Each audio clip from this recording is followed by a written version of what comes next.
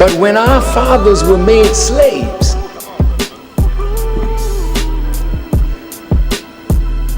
the parents were separated from the children, so that the parents could never teach the culture and the traditions to the children. Family was destroyed so that values of family could be destroyed. Culture and tradition would be destroyed. Language would be destroyed. The ability to contact our own history through the reading of whatever books we had in our own language was destroyed. Then the parents were killed. And as the old Negro spiritual sang, couldn't hear nobody pray. Mother gone, father gone. A motherless child sees a hard time. Hitler took his youth away from parents because he had an idea to make a superior race. And the mothers and the fathers were too weak in coddling German youth, so he wanted to make a master race. So in order to make a master race, he had to separate them from parents who were not inculcated with his idea and his vision. Those whites that held our fathers in slavery didn't want to make a master race. They knew they were the master race. They wanted to be the master race. They wanted us to be forever their property. So they separated us from our parents and then nursed, beat fear into us. Like the lion that you see in the circus sitting up doing tricks. That's not a lion. That's an old lion. That's a lion that was reared as a cub to fear a little whip and a chair. But you can't teach the old lion to do that. With one swipe of his paw, the head of his trainer comes off. That's all, just a light tap.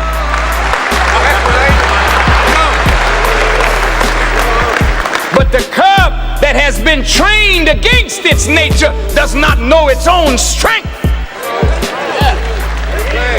So it is with you, black people. They took us away from our parents and they bred fear into us, and then they deprived us of the human right to know. So for 300 years we were bought and sold, bought and sold. You do that to a human being for 3 centuries and see, will human values still be found in them? You disallow human beings to love and to marry and to have family, and see what you produce. You breed the black man like a stud horse, and the black woman having no say-so over her own body. The black man went into her making babies that he was not expected to support. That's right. And now you raising hell in the various state legislatures of America that you are tired of these nigger men making these babies for you to support. Well, that's the fruit of your own wickedness done to them in slavery.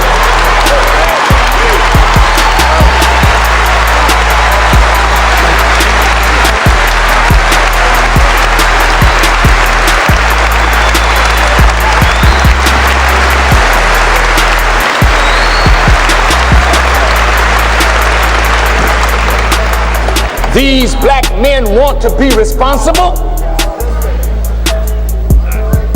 but their condition is so wretched. There's hatred now between the black man and the black woman. The black man doesn't trust the black woman. The black woman loves the black man but knows he's not ready.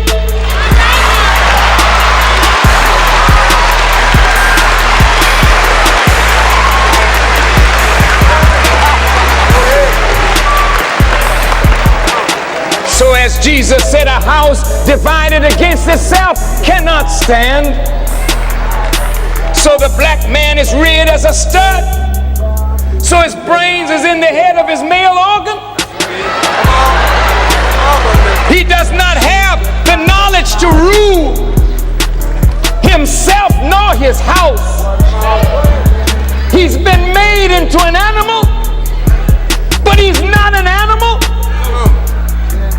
He's in the nature of God, but he has to be resurrected from a state of mental, moral, spiritual, social, political, and economic death.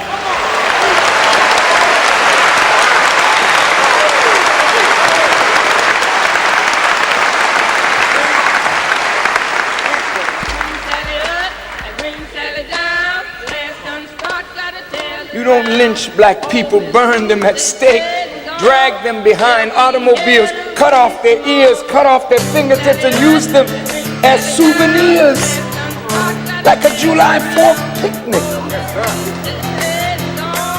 You don't put hot pokers into the vagina of a female. You don't split their bellies and watch the fruit of their womb fall to the earth and crush it under your foot. Don't tell me that these things have not been done. You wrote it in your own books. This is not from our own house.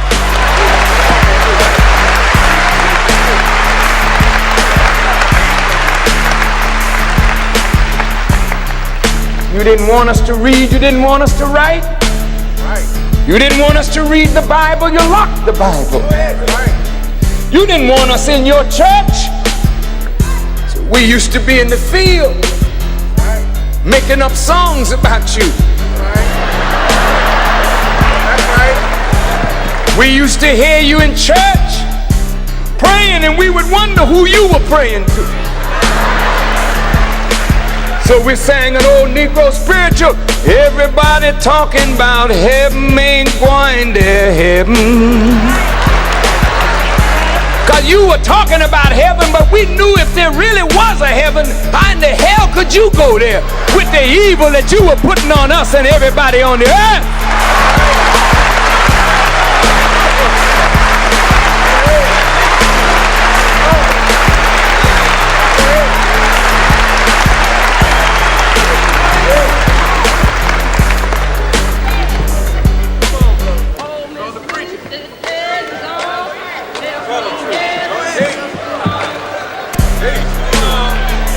For 3 whole centuries we lived like this, brothers and sisters.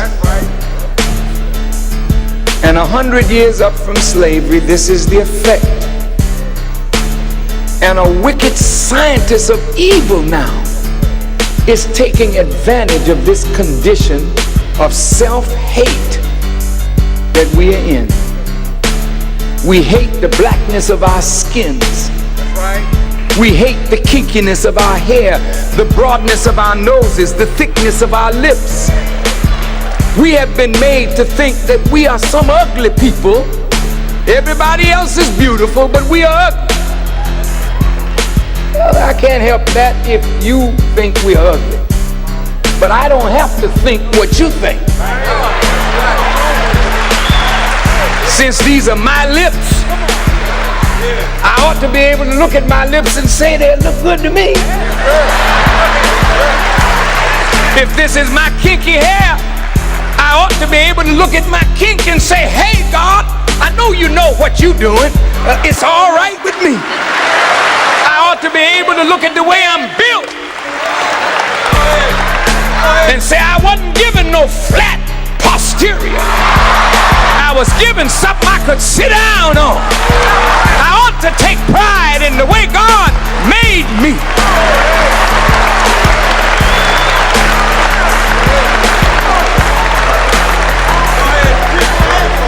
And when I learn better, I will praise God for the melanin content in my skin. When I know better, I will know that I'm a natural child of the universe. The sun is not my enemy, the sun is my friend.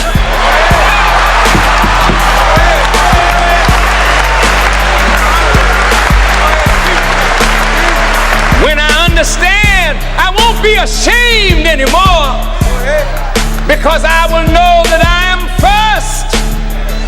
And if there be a last, I am the last. I will know that I am Alpha, I am Omega, I am the beginning and the ending. So saith the Lord.